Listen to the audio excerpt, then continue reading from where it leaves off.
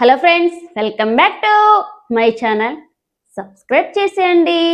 మీరే చూస్తున్నారు కానీ సబ్స్క్రైబ్ మాత్రం చేయట్లేదండి.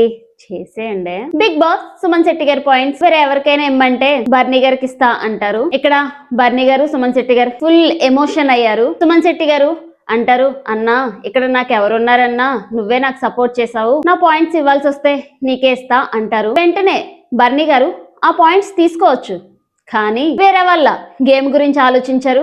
సూపర్ అనిపించింది. బర్నీ గారు అడిగారు, నా తర్వాత ఆ పాయింట్స్ ఎవరికిస్తే ఉపయోగపడతాయి అని అడిగారు.